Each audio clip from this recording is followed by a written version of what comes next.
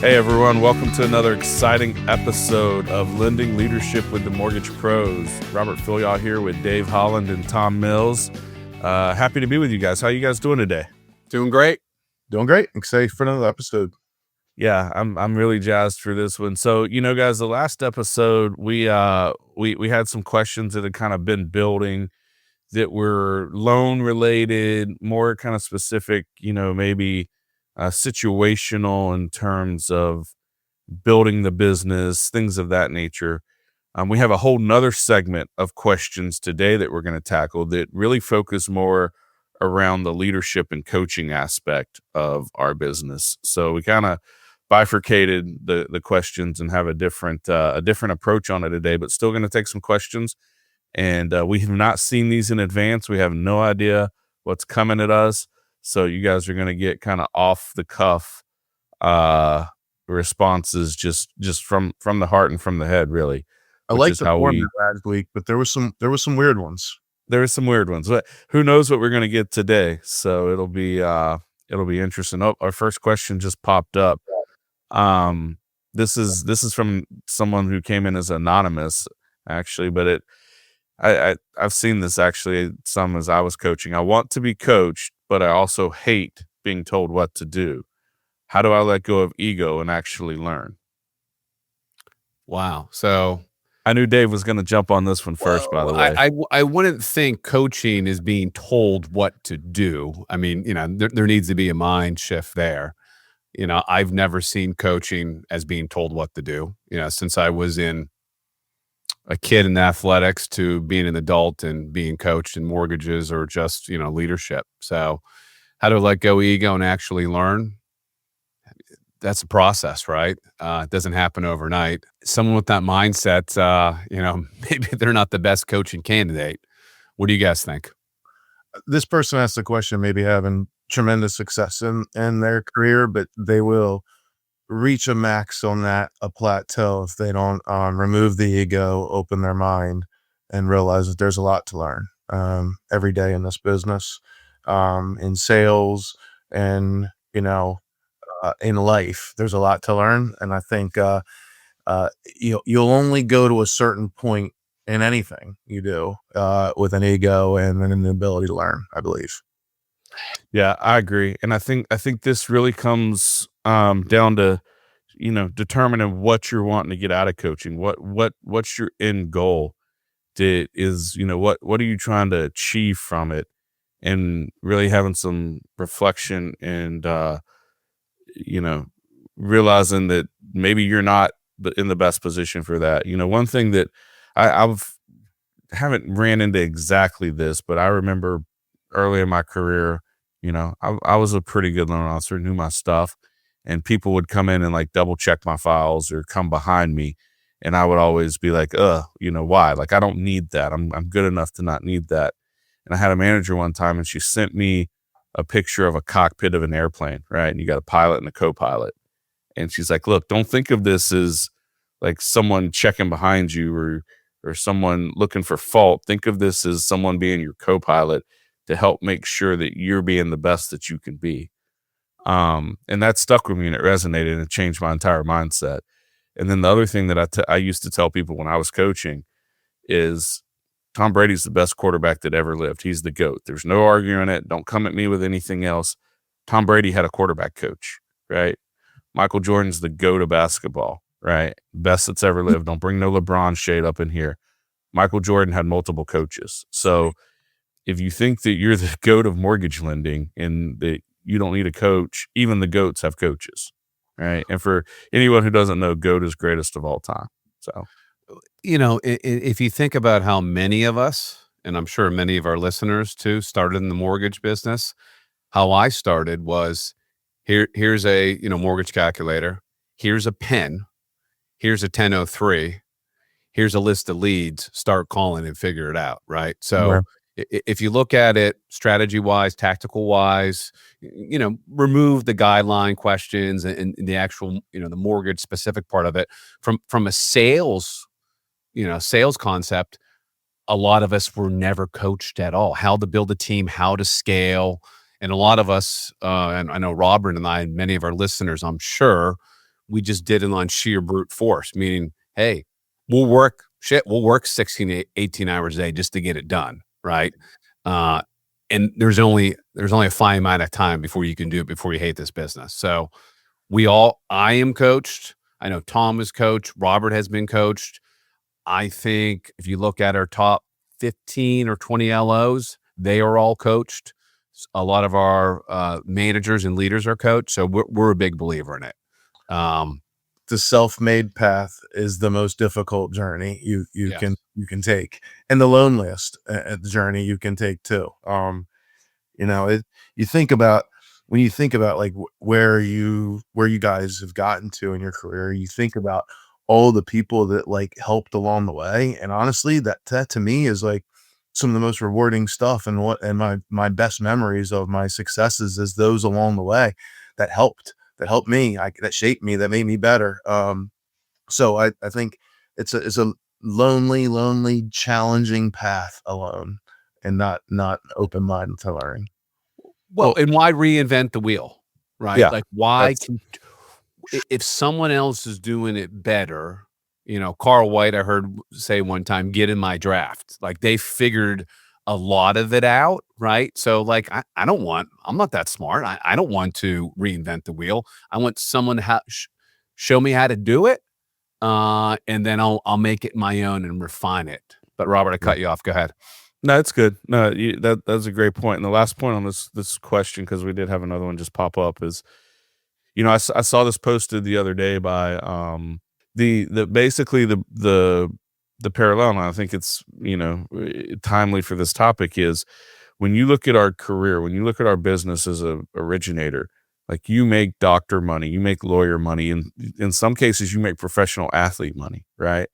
So if you look at that and you look at what does it take to do what we do versus what they do, right? Like a doctor, by the time they come out of undergrad and medical school and residency, they have 25,000 to 30,000 hours of education and learning invested to be able to make the kind of money that we can make with a 20-hour course, right? Lawyers are not exactly as much, but still a lot of time invested. In professional athletes, they have their entirety of their childhood in high school and college, and then we come out and from an income standpoint, at least have the ability to be on the same level with very little comparison in terms of time spent in education. So yeah, you're probably going to need some coaching, and that's not ego. That's just like realizing the landscape in front of you. Do you guys think we open up a college strictly made for Ooh. people that want to enter the mortgage business and imagine MLOU. imagine if that was a degree? Mortgage, finance is a degree, accounting's a degree, mortgage not a degree. Not a degree. Have you ever met someone, like, have you ever met a kid in high school that you're like, what do you want to do when you grow up? And they're like, oh, I'm going into the mortgage business. I've never. Only if Ever. their parents are, and they I mean, we have one on our team, and she wanted to be a mortgage loan officer since she was a little girl. And here she is. She's a top producer, killing it. Who? Lindsay. You know what? I did know that. I did know that. Yeah. But parents in the business, still awesome. Yeah, absolutely. some kids that have parents in the business are like, They're like, hell no. I didn't even know what my dad looks like or mom looks like. They're working all the time. Absolutely not. All right. So here's the next question. This is from Anonymous too. How do I know I need a coach or just better boundaries? Or how do I know if I need a coach or just bourbon and better boundaries? Well, listen, bourbon's never wrong. So if you're like, do I need a bourbon or not? Yeah, you need a bourbon. In terms of the coach or the better boundaries, I think this comes back to that co-pilot mentality, right? And accountability. It's really hard. This business will take as much of you as you let it. And it's really hard to set boundaries. Like if we polled 100 LOs, I would be willing to say 99 of them would say time management and setting boundaries is an issue that they struggle with, right? So if you're in your career and you haven't mastered that to this point, and you haven't, no one has. I'm really good at this, frankly, and I haven't mastered it. I still slip. So the coach is there to help you get started. to keep your mindset right on how to set the boundaries and what happens when you screw it up because you're going to, and to hold you accountable to it. So I think the two go hand in hand. It's not an either or. Well, I'm not going to opine on the bourbon, but yes, boundaries are tough in this business for a couple of reasons. Our reputation and how we interact with our agent, our realtor partners, and our customers is all wrapped up in it, right? So we're in the mindset, if I don't get back to Robert in 15 minutes, right, Robert may not send me another transaction, right? So that's number one. That's false most of the times. And if someone's expectations are you're going to always return their phone call within 15 minutes, or you're going to take their phone call at 11:15 at night, that's probably not a realtor partner or customer you want to work with. Number two, there's so much revenue and income wrapped up in so each transaction, right? So you want to capture every deal that you can because you can make $3, $4, $5,000 off that. I understand that, but you will drive yourself crazy and you won't be able to do business development, and you won't be in a good headspace. And number three, I can't remember who said it. It might have been our friend Paul Dolan. Boundaries are sexy, right? If you have no boundaries, you have no life. Then what's the success and money all about, right? I think I've shared on this podcast before. I lost top 10 realtor partner because this person texted me at 10:50 or 11:15 on a Sunday night, and I didn't get back to her. And she said, I need a loan officer who will return my phone call at 11 o'clock on a Sunday. And I said, I'm not your guy. Next. And I don't want to work with a person like that. That's just insane. That's just insane. Nothing's getting done at 11 o'clock anyways. That's your improper planning that's now infringing on my family time and my boundaries. I was sleeping. Yeah, if you're trying to run your business at 11 o'clock at night on a Sunday, that's because you didn't plan something right, Mr. or Miss Realtor. Yeah. I think that when someone thinks about coaching and you make that decision, you're going into coaching, you commit to it. I think the successes you have from it are less attributed to the coach and more attributed to the commitment that you made yourself that you were going to take. To go into coaching, to embrace, to learn, to do new things, to press outside of your comfort zone.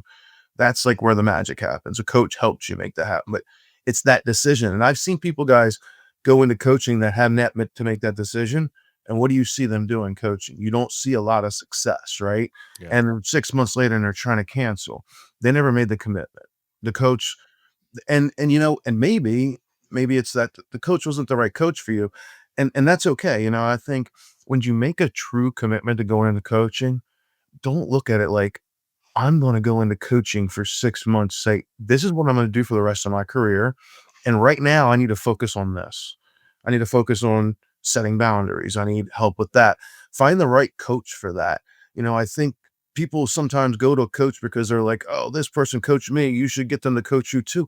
Everybody's different. Everybody looks for something different. Everybody has all different strengths and faults. And, so it's really about making the commitment to make the changes that you really want to make change. It's not like a Band-Aid thing, man. It's rare that like coaching is like 3 months, 6 months, and your whole life's changed forever. It's the path that you just began, towards changing it forever. And I think, it's just that mentality of learning and, and commitment to that really makes the shift. Find the right coach is critical though. And I've had some coaches that weren't the right coaches for me that are phenomenal coaches that are like, some of the best coaches in our industry. They just weren't the right coaches for me. And I still referred other people to them knowing that they might be the right coach for them. Yeah, that's a good point. Looks like we have the next question up. Tom, you want to take this? All right, I'm going to take the next question here. I love this one because this is real. I love honesty. There's a lot of psychology in this one. Yeah. If I'm being honest, I'm afraid of success. I know that sounds odd, but every time I start gaining momentum, I seem to self-sabotage. What is up with that? That's deep. That's a great question. That's a great question, and we see this sometimes with loan officers, right? Like we see it. So the first thing I would say to this is know that you're worthy. Like know that you are worthy of success. And Dave said there's a lot of psychology in this.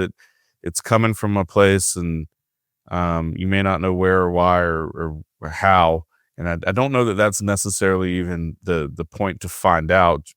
But just a little. This is where a little bit of self talk can help, and know that you're worthy and you deserve the success that you work for. And success is not a bad thing. I think sometimes we get this mindset that I'm doing well and I'm making money and I'm you know especially if I'm outpacing maybe my peer group or my family, that I should feel guilty about that. And then you kind of self sabotage to keep that guilt down. You're worthy of that. You're deserving of that. That's not something you should be guilty of. It's something that you should feel proud of, and pay it forward. Help others, right? Like if that guilt does spring up, use your success to give back to your community, monetarily or from a time standpoint. Like do that if you're having those feelings. But I think it really starts with the realization that you're worthy, you're deserving, and kind of building from there. Yeah, great, great. I think it comes down to knowing what you want in life, knowing why you want that, and just going and getting it. And like you said, feeling you're worthy, and you don't have to justify anything to anybody, or success is defined differently by every person, really. So um, I think sometimes there's a fear of failure is what people are afraid of, and they're the ones I think you know sit back feeling like they didn't succeed because they never really went after it. You touched on something there, Tom, that is also part of this, right? And that's your why. Like, and I think this can help with fear of success or the fear of failure. Like, if you don't know what your why is, why you're doing this, like why you're stepping out, why you're pursuing this. Obviously, everyone has bills to pay, right? You got to put food on the table. But ultimately, like to get to that next level of success, to drive, to build, to grow past just survival, if you don't know what your why is, and if it's not big enough to scare you and to drive you, to make you cry, to make you hop out of bed every morning, to propel you forward and upwards and onwards, you probably need to find a different why. And if you don't know what that is, you need to find your why. Like when I took the leap to open my branch, I could tell you it was because I wanted to build something bigger than me, bigger than my team, something that was for my children to step into at some point if they wanted to. That was my why. And it just rocket fuel, right?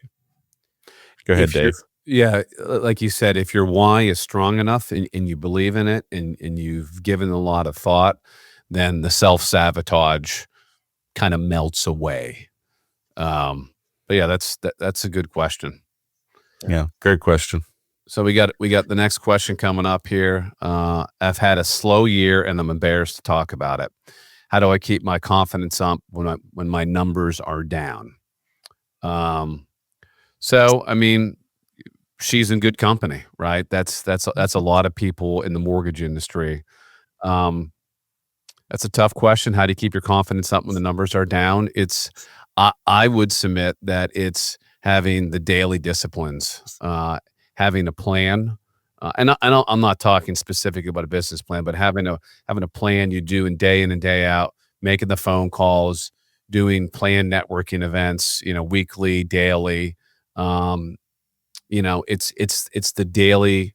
I find it's the daily success and little things that help us become successful day in and day out, right? It's the daily disciplines. It's the boring blocking and tackling, showing up for closings, thank you cards, making the phone calls, things of that nature. You have to Um, I think you have to learn how to trust yourself again. Trust builds confidence. Trust is built through tiny promises kept. So start small. And what are 3 to 5 things a week that you can promise yourself you're going to start to do and do them. I'm going to be out of bed by X time. I'm going to make X calls to such. I'm going to do this. Whatever those 5 things are, don't make them so lofty that they're unattainable, and go and do those 5 things. And, when Friday comes around and you woke up at 6 a.m. every day, and every day you committed 2 hours to calls and you have some success from it, and you saw and you proved to yourself that every day you say you would do something and you did it, and you built trust in yourself and confidence. You'll go do it next week. You'll start adding some more things and some more things. And I really think that's the secret sauce. Yeah, it's interesting to me, we get this question and we're all 3 essentially on the exact same page. We get with this it, question right? all the time too. Sorry to interrupt. All the Yeah. time. Yeah. So I think it's important to remember that there are glide times and there are grind times, right? And when you come off of a glide time into a grind time, that's sometimes a difficult adjustment to make because it was easier before, right? And when it's easier, you get away from the things that made it easy. So what I would say is if your numbers are down, I almost guarantee you're not doing these things we're talking about, right? The daily success plan, these little details, these 4 to 5 things that you commit to. Throw the numbers out the window. Don't even focus on them anymore. Like, get them out of your head and go back to the basics and focus on the building blocks of your business, the DSP, and this is grind time, right? And do that and put your head down and go to work. And I guarantee you, I promise you, the numbers will follow. We see people that have come into this business who weren't here in 20 and 21 when it was frankly a glide time, and they didn't know any better. They just came in and went to work, and they're having amazing years. Their numbers are off the charts because they don't know anything different and they don't expect anything different. They came in, they put their head down, they went to work. So if this is you out there, your numbers are down, you'll build confidence by achieving the little activities. Those little activities will increase the numbers. You'll look up, your business will be back and it'll be banging. The only thing I'd say to that is I don't consider 20 and 21 glide times. I was grinding during those years. Well, they were glide times in terms of business coming in. I know. I'm right. Like joking. that's what I mean. Glide, business coming in, grind. And listen, what's that? There's a saying that I'm going to probably mess it up because I'm going to go off head, but tough times make strong men make good times make weak men make tough times, right? Yeah. And it's a cycle. And it's the same thing with your business. Like when you start booming, you start, like, that's where the discipline and that's where coaching really comes in to make a difference. When your business starts booming and starts growing, you get away from doing the little things that led to that. And then, this is why we see loan officers sometimes with roller coasters on production. You'll have a banging month and you'll have a not so great month. It's because you're busy and you put to the side the reasons and the things that got you busy. So next question. I am making okay money, but I'm not building anything that feels sustainable. Is coaching a good investment when I'm basically living month to month? Have to be able to make sure you don't get over your skis financially, right? And Mhm. there's a lot of coaching out there that can be expensive. You know, are we saying that if you're deal to deal, month to month, that you need to go out and drop $2,000, $2,500 a month on coaching? No, you've got to be able to commit to it financially. And I think it's important that you're able to commit to it for a long period of time to be able to have it sustainable and get the results. But guys, coaching isn't just a professional paid coach. Coaching is your peers. Coaching is accountability. Coaching is your manager, your leader that you can build a plan with and say, hold me accountable. Coaching can be your spouse. It can be your best friend. The Coaching is about podcasting tomorrow, accountability. the person you respect on social media that, shares, insightful tips that it's all over when you look for it. You're absolutely right. It Coaching can be something as simple as, I mean, there are free groups that you can get involved with, call stars, right? where you can be involved in a daily something and it costs you nothing. Now, are they going to try to, maybe get you to sign up at some point? Yeah, but that's at your discretion. Well, and here's the thing. There's dozens of podcasts out there that are great besides ours, right? That there's so much free information. Everyone has a driver's license. They can get a library card. There's tons of motivational books. There's tons of times management. There's so much information out there that you can get that's free. And then once you start building momentum, then if you think the time is right, then you can afford a coach. Then maybe the timing's right at that point. But there's so much. I mean, we forget internet, podcast, social There's media so much groups, content. library card. You can get a great motivational book for Amazon for $10 and it'll be at your house in one day. So don't sleep on all those free resources as well too. I think that goes back a little bit to that all or nothing mindset, right? And a lot of us have it. Like, you don't have to drop $2,000 a month to see success and results from coaching.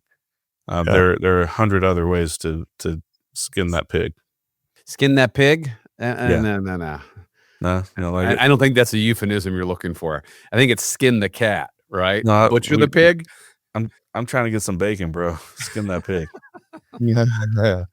All right, we're gonna stop it there, boys. Great questions today. Thank you guys out there for sending them in. We always like getting your questions. I think we have went through most of them that we've gotten in, so we'll be back with a more informational episode the next time. Thanks so much for tuning in on this episode of Lending Leadership with the Mortgage Pros. If you haven't smashed that like button and left us that 5-star review, go ahead and do those now. Make sure you subscribe so you catch every episode. For Dave Holland and Tom Mills, this is Robert Phil. Y'all have a great day. Email us some questions. Thanks, y'all.